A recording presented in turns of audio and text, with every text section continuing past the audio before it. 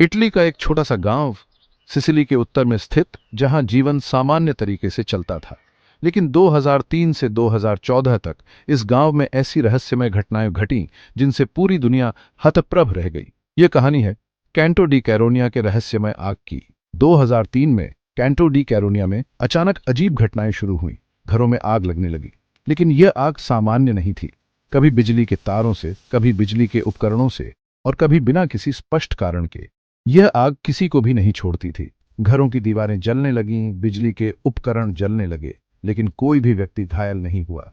आग का कोई स्पष्ट कारण नहीं था। ये घटनाएं बार बार होती रहीं और जल्द ही पूरे गांव में आतंक फैल गया।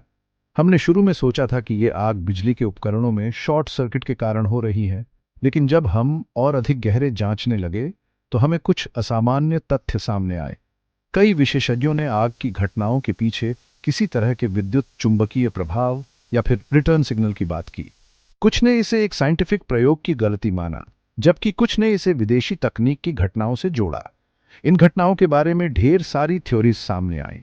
कुछ ने इसे एक तरह की प्राकृतिक घटना कहा, जबकि अन्य ने इसे एक जटिल मानव निर्मित गलती करार दिया।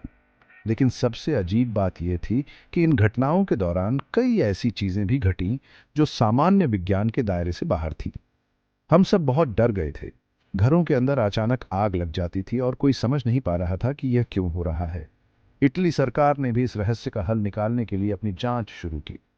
विभिन्न वैज्ञानिकों और विशेषज्ञों की टीमों को भेजा गया, लेकिन फिर भी इस रहस्य का कोई पुख्ता हल नहीं मिला।